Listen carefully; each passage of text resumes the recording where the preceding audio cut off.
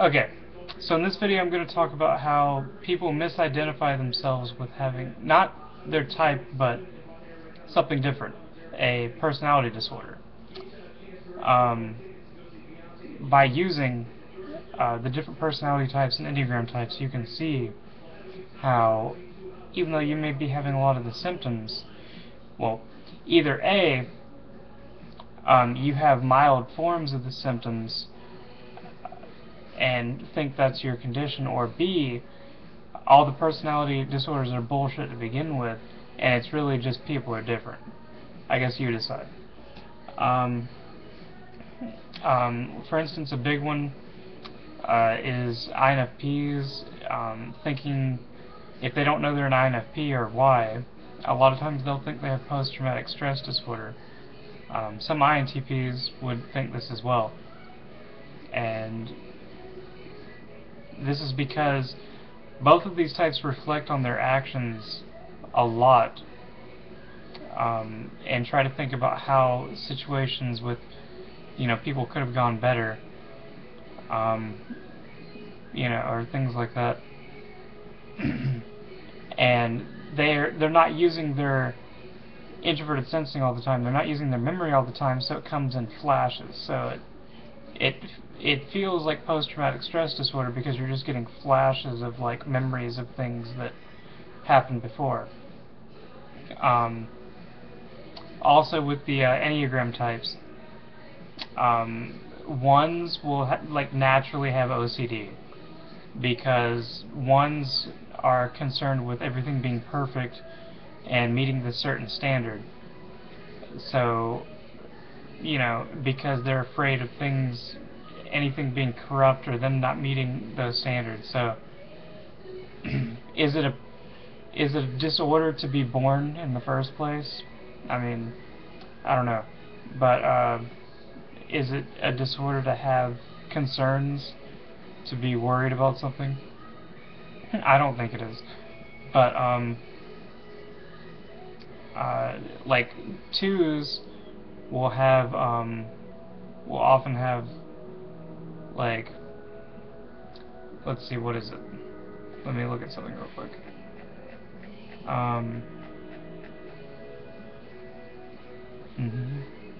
Like, twos will often be like hypochondriacs, or be kind of hysterical, and people see it this way because these are the types of people that will help you and not even realize that they want something in return, because they're not actually doing it just out of the goodness of their heart, even though it appears that way. They actually, what they want back is they demand in return their respect and appreciation, and even say, like, they might help you, not only that, but they'll help you in a way that you may not have even wanted to be helped, and in return expect you to help them in a way that they're not going to be able to help themselves because they helped you with that thing you didn't even want. And then they'll get irate when this doesn't happen.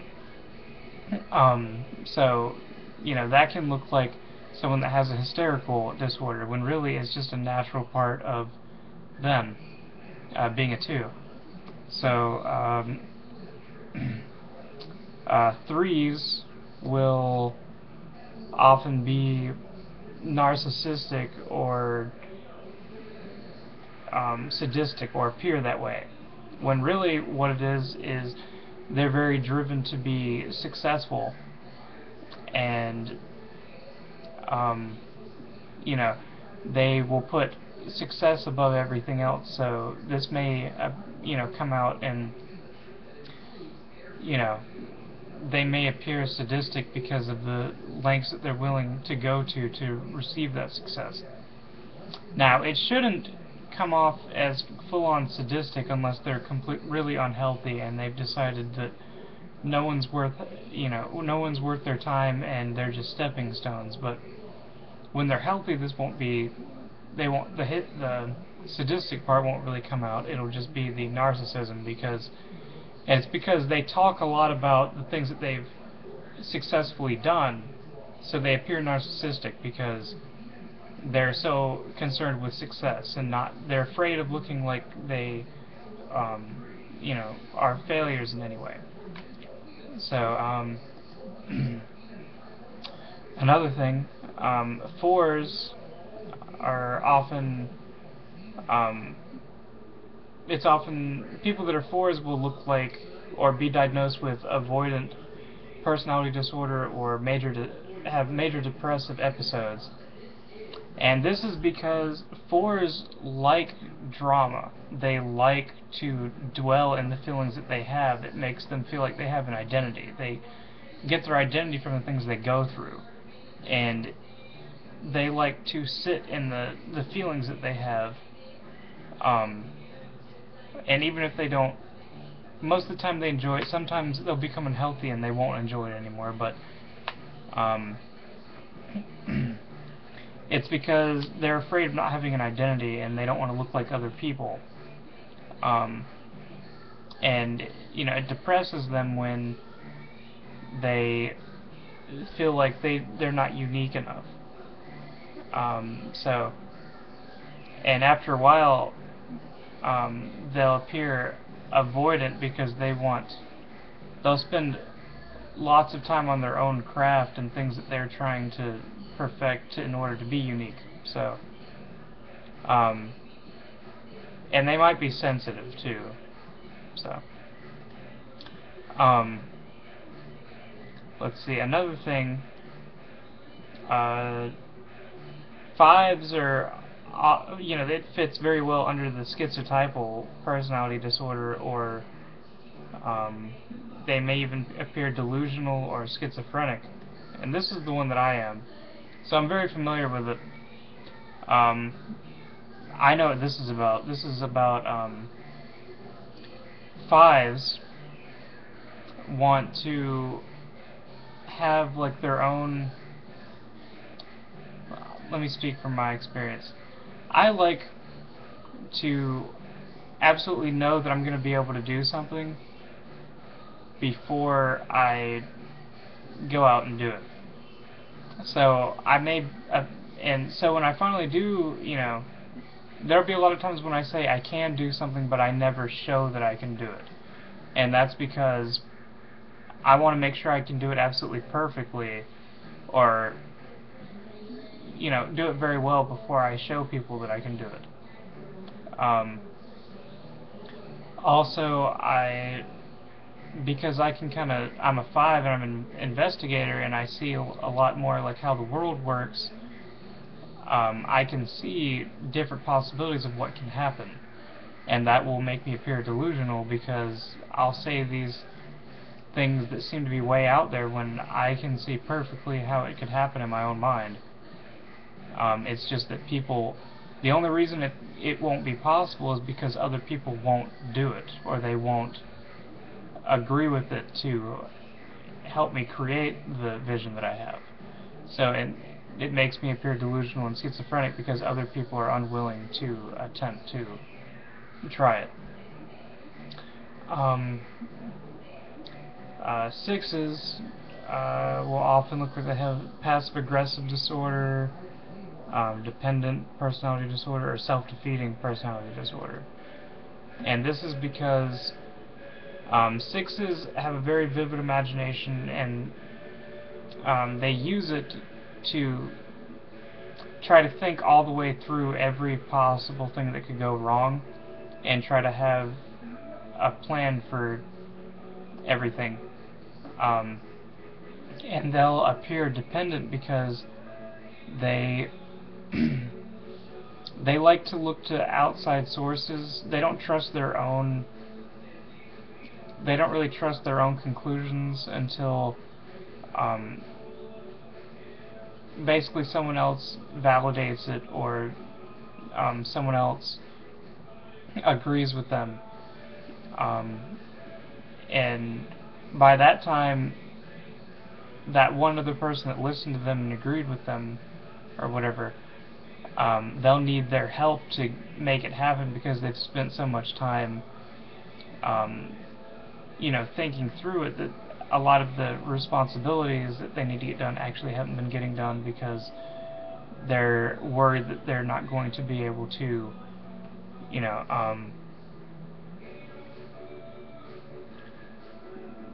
that they're not going to be able to do it themselves. So this is how it plays out to look like dependent personality disorder or self-defeating. Sevens will often appear to have histrionic personality disorder, hypomanic episodes, or manic episodes. And this is because this is the type that does not like to do things unless they know they're going to be able to have fun. So they'll take ordinary situations and try to make them more exciting.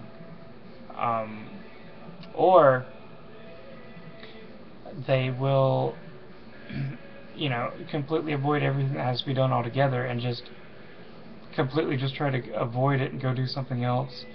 And their mood will, you know, escalate quickly because of different decisions they make, because they're really wanting to have fun, and things might be preventing them, their situation might be preventing them from being able to do that, and it will kind of, you know, make them in a sense go crazy, but not really. It's just the only way I know how to word it. Like, they'll get really hyper and change moods quickly to try to make it possible. Also, they're big, like, party people, so the real purpose is to make things more fun. But how it comes off sometimes, it can look like they're manic. But well, let me look up real quick what histrionic is. I think that's when you like feel some kind of weird sensations or something. Mental health condition which people act in a very emotional and dramatic way that draws attention to themselves. Yeah, big party people. That's why, because they like to have fun, and they want everyone to get involved in the fun that they're trying to create. So, of course, it'll look like that. So, 8's antisocial personality disorder. These people try to take on the world like by themselves a lot. They try to just kind of power through it, and they try not to show. They really don't like showing the sensitive side of themselves. They're afraid of looking vulnerable because they feel like they'll be controlled or manipulated or attacked if they show that side of themselves, if they show weakness. So that's why they end up looking like they have antisocial personality disorder. 9's dependent and schizoid. Okay,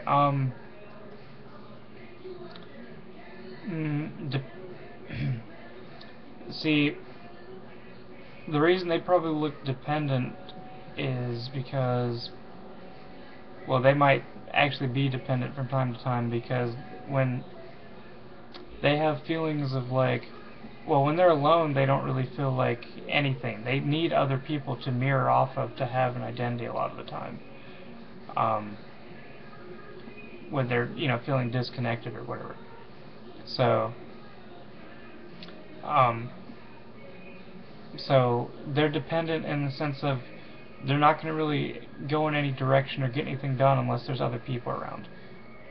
And schizoid. What is schizoid? I think that's when you like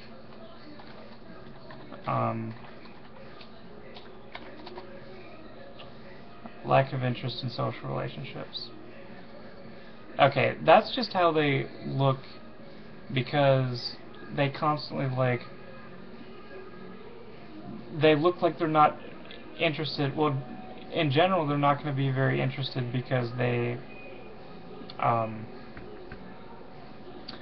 can see like every side of every situation already, and they kind of already live in that. So they really, their big interest is just making everything peaceful, and they're going to be disinterested when you bring up like conflict or something that's unpleasing. They're going to kind of talk to you about it. They'll still talk to you about it, but deep down they really don't care, because it's taking away from what they want, which is just peace, and probably either to be left alone or for everyone to be left alone. So yeah, that's the different disorders that people can mistake with this, because of you know they'll look similar because of this, or there may be some truth to it also, but it's really only when they're less healthy that they actually become incapable of, and actually fall into the full range of this disorder. So anyway, yeah, that's what this episode's about. So I'll I guess later.